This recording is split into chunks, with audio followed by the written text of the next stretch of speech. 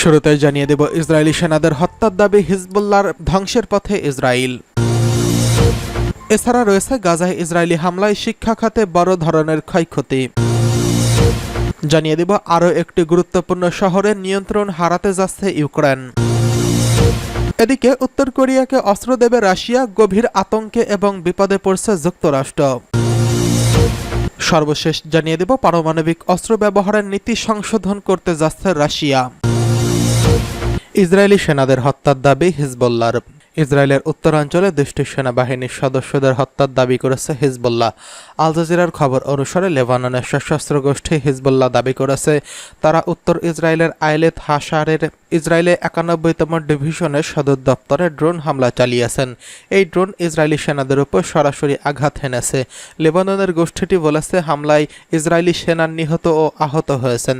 টেলিগ্রামে প্রকাশিত এক বিবৃতিতে গোষ্ঠীটি বলেছে একদিন আগে পূর্ব লেবাননের বেকা জেলার আল খায়রা শহরে ইসরায়েলি শত্রুদের পরিচালিত হত্যাকাণ্ডের জবাবে এই হামলা চালানো হয়েছে।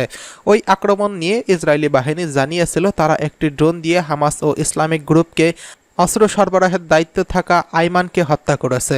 হিজবুল্লাহ নিয়ে ইসরায়েল এখন পর্যন্ত কোনো মন্তব্য করেনি, তবে তারা একটি ড্রোন ভূপাতিতের দাবি করেছে। এদিকে গাজার স্বাস্থ্য মন্ত্রণালয় জানিয়েছে গত 7 অক্টোবর থেকে গাজায় যুদ্ধ শুরু হওয়ার পর থেকে ইসরায়েলি বাহিনী 37,598 জন ফিলিস্তিনিকে হত্যা করেছে। এদিকে গাজায় ইসরায়েলি হামলায় শিক্ষা খাতে বড় ধরনের ক্ষয়ক্ষতি। গাজায় এমন কোনো স্থান বাকি নেই যেখানে ইসরায়েলি সামরিক বাহিনী হামলা চালায়নি। সেখানকার স্কুল, আবাসিক ভবন, হাসপাতাল, মসজিদেও হামলা চালিয়ে ধ্বংস করে দেওয়া হয়েছে। অবরুদ্ধ এই উপত্যকায় ইসরায়েলি হামলায় শিক্ষা খাতের বড় ধরনের ক্ষয়ক্ষতি হয়েছে। গাজার শিক্ষা মন্ত্রণালয় জানিয়েছে সেখানে এখন পর্যন্ত উচ্চ মাধ্যমিকে 430 শিক্ষার্থী নিহত হয়েছেন। আহত হয়েছেন আরও 12,500 শতাধিক শিক্ষার্থী। এখন পর্যন্ত গাজায় 3.5 শতাধিক শিক্ষক নিহত হয়েছেন। এছাড়া সেখানকার 307টি স্কুল ভবনের 296টি ভবনই ক্ষতিগ্রস্ত হয়েছে। হামাস নিয়ন্ত্রিত স্বাস্থ্য মন্ত্রণালয় জানিয়েছে আল মাওয়াসি এলাকায় তাঁবুতে আশ্রয় নেওয়া বাস্তুচ্যুত লোকজনের উপর ইসরায়েলি হামলায় কমপক্ষে 25 জন নিহত এবং আরও 50 জন আহত হয়েছেন। ওই এলাকাকে নিরাপদ হিসেবে ঘোষণা দিয়েও সেখানে হামলা চালিয়েছে ইসরায়েলি বাহিনী। গত 7 অক্টোবর ইসরায়েলের সীমান্তে প্রবেশ করে আকস্মিক হামলা চালায় ফিলিস্তিনের স্বাধীনতাকামী সংগঠন হামাস। এর পরপরই গাজায় পাল্টা আক্রমণ চালায় ইসরায়েল। গাজার স্বাস্থ্য মন্ত্রণালয় জানিয়েছে এখন পর্যন্ত কমপক্ষে 37,431 ফিলিস্তিনিকে হত্যা করেছে ইসরায়েলি বাহিনী। এছাড়া আহত হয়েছেন আরও 85,653 জন। এদিকে বিশ্বজুড়ে ফিলিস্তিনিদের উপর মানুষের সমর্থন আগের চেয়ে আরও বাড়তে শুরু করেছে। ইতিমধ্যেই বহু দেশ স্বাধীন রাষ্ট্র হিসেবে ফিলিস্তিনকে স্বীকৃতি দিতে শুরু করেছে। নতুন করে এই তালিকায় আবারও যুক্ত হলো আর্মেনিয়া। দেশটির পররাষ্ট্র মন্ত্রণালয় শুক্রবার জানিয়েছে ইসরায়েলি বিরোধিতা সত্ত্বেও তারা আনুষ্ঠানিকভাবে ফিলিস্তিন রাষ্ট্রকে স্বীকৃতি দিয়েছে। এখন পর্যন্ত বিশ্বে প্রায় 150টি দেশ ফিলিস্তিনকে স্বাধীন রাষ্ট্র হিসেবে স্বীকৃতি দিয়েছে। গত এপ্রিলে জাতিসংঘের সাধারণ পরিষদে ফিলিস্তিনকে পূর্ণ রাষ্ট্রের মর্যাদা দেওয়ার প্রস্তাব তোলা হয়। সেখানে 193টি দেশের মধ্যে 143টি দেশে এই প্রস্তাবের পক্ষে ভোট দেয়। তবে ফিলিস্তিনকে স্বীকৃতি দেওয়ার ঘোষণার পর আর্মেনিয়ার রাষ্ট্রদূতকে তলব করেছে ইসরায়েলি পররাষ্ট্র মন্ত্রণালয়। অপরদিকে আর্মেনিয়ার এমন পদক্ষেপকে স্বাগত জানিয়েছে ফিলিস্তিনি কর্তৃপক্ষ। এদিকে আরও একটি গুরুত্বপূর্ণ শহরের নিয়ন্ত্রণ হারাতে যাচ্ছে ইউক্রেন। পূর্ব ইউক্রেনের কৌশলগতভাবে গুরুত্বপূর্ণ শহর চাশিব ইয়ারের চারপাশ রাশিয়ার বিরুদ্ধে লড়াই করার জন্য অত্যন্ত কঠিন হয়ে উঠেছে বলে জানিয়েছে কিয়েভ। শহরটিকে রক্ষা করতে নিয়োজিত ইউক্রেনীয় সামরিক ইউনিট এই তথ্য নিশ্চিত করেছে। সন্ধ্যায় ইউক্রেনের 24তম যান্ত্রিক ব্রিগেডের কর্মকর্তারা জানিয়েছেন তাদেরকে চাশিব ইয়ার শহরে পাঠানো হয়েছে, কারণ রাশিয়া সেখানে তুমুল আক্রমণ চালিয়ে যাচ্ছে। পৃথকভাবে দোনেস্কের দক্ষিণাঞ্চলীয় শহর সোলিডোদের কর্তৃপক্ষ জানিয়েছে রাশিয়ার বিমান হামলায় 2 জন নিহত এবং 3 জন আহত হয়েছেন। আঞ্চলিক গভর্নর ওই অঞ্চল থেকে লোকজনদের নিরাপদ জায়গায় সরিয়ে নেওয়ার আহ্বান জানিয়েছেন। তারা আরও জানায় চাশিব ইয়ার শহর এর আশপাশে পরিস্থিতি অত্যন্ত কঠিন। রাশিয়া ক্রমাগত সামনের দিকে এগিয়ে যাচ্ছে এবং ব্যাপক সম্মুখে আক্রমণ করছে। চাশিব ইয়ার শহরটি বাকমুতের পশ্চিমে অবস্থিত এবং এর কাছাকাছি আবদিপকা শহরের কাছে। আবদিপকা শহরটিতে গত এক দশক ধরে দ্বন্দ্ব চলে আসছে।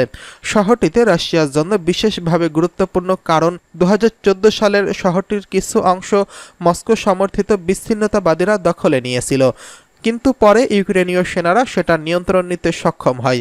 2022 সালে যুদ্ধ শুরু হওয়ার পর 2023 সালের ফেব্রুয়ারিতে মস্কো আবারও শহরটির নিয়ন্ত্রণ নেয়। এর আগে রুশ ভূখণ্ড ও ক্রিমিয়ার আকাশ থেকে রাতভর ইউক্রেনের শতাধিক ড্রোন ভূপাতিত করার কথা জানায় মস্কো। এতে রাশিয়ার একজন নিহত হওয়ারও খবর পাওয়া যায়।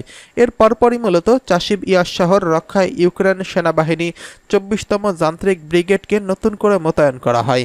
সম্প্রতি রুশ বাহিনী চাশিব ইয়ারকে তাদের হামলার অন্যতম লক্ষ্যবস্তুতে পরিণত করেছে। যুদ্ধ শুরুর আগে পাহাড়ি এই শহরটিতে প্রায় 12,000 মানুষ বসবাস করত। ধারণা করা হচ্ছে এই শহরের নিয়ন্ত্রণ হারালে দনবাসে ইউক্রেনের নিয়ন্ত্রিত শহর আরও বেশি ঝুঁকির মধ্যে পড়বে। শহরগুলো তখন রাশিয়ার নিয়ন্ত্রণে চলে যাবে। এদিকে উত্তর কোরিয়াকে অস্ত্র দেবে রাশিয়া, গভীর আতঙ্কে রয়েছে এবার যুক্তরাষ্ট্র। ভ্লাদিমির পুতিন উত্তর কোরিয়াকে অস্ত্র পাঠানোর সম্ভাবনার কথা বলায় কঠিন উদ্বেগ প্রকাশ করেছে মার্কিন প্রশাসন। সেক্ষেত্রে কোরীয় উপদ্বীপ সহ গোটা অঞ্চলের স্থিতিশীলতা বিপন্ন হতে পারে বলে আশঙ্কা করছে যুক্তরাষ্ট্র। ইউক্রেন যুদ্ধ কেন্দ্র করে পশ্চিমা চাপের মুখে আন্তর্জাতিক মহলে নিজেদের গ্রহণযোগ্যতা দেখাতে উত্তর কোরিয়া ভিয়েতনাম সফরে গেছেন রুশ প্রেসিডেন্ট। পশ্চিমা বিশ্ব যেভাবে সম্মিলিতভাবে ইউক্রেনকে সব ধরনের সহায়তা দিচ্ছে, ঠিক সেভাবেই উত্তর কোরিয়াকে সহায়তা করতে বুধবার এক প্রতিরক্ষা চুক্তিতে সই করেছেন তিনি। ওই চুক্তির আওতায় এক দেশ আক্রান্ত হলে অন্য দেশ তার সহায়তায় এগিয়ে আসবে। ভিয়েতনামে তিনি আরও এক ধাপ এগিয়ে বলেন, রাশিয়া উত্তর কোরিয়াকে অস্ত্র সরবরাহ করতে পারে। বিশেষ করে দক্ষিণ কোরিয়া ইউক্রেনকে অস্ত্র সরবরাহ করলে সেটা বিশাল একটা ভুল হবে বলেও তিনি সতর্ক করে দেন। পুতিন এমন সম্ভাবনার কথা বলায় উদ্বিগ্ন মার্কিন প্রশাসন। যুক্তরাষ্ট্রের পররাষ্ট্র মন্ত্রণালয়ের মুখপাত্র ম্যাথিউস মিলার বলেন, এমন পদক্ষেপ নিলে গোটা কোরীয় উপদ্বীপের স্থিতিশীলতা বিপন্ন হবে। এমনকি উত্তর কোরিয়াকে বিশেষ ধরনের অস্ত্র সরবরাহ করলে জাতিসংঘের নিরাপত্তা পরিষদের প্রস্তাব লঙ্ঘন করা হবে। মিলার মনে করিয়ে দেন, স্থায়ী সদস্য হিসেবে রাশিয়ার নিরাপত্তা পরিষদের ওই প্রস্তাব সমর্থন করেছিলেন। উল্লেখ্য, মস্কো সম্প্রতি নিরাপত্তা পরিষদের উত্তর কোরিয়ার উপর নিষেধাজ্ঞা নজরদারির দায়িত্বপ্রাপ্ত প্রতিষ্ঠানের সময়সীমা সম্প্রসারণের প্রস্তাবে ভেটো দিয়েছে। এদিকে হোয়াইট হাউসের জাতীয় নিরাপত্তার বিষয়ক মুখপাত্র জন কির্বি বলেন, পুতিনের এই ঘোষণার ফলে উদ্বেগ সত্ত্বেও বিস্মিত হওয়ার কোনো কারণ নেই। রাশিয়া এখন মরিয়া হয়ে বৈদেশিক সহায়তার সন্ধান করছে।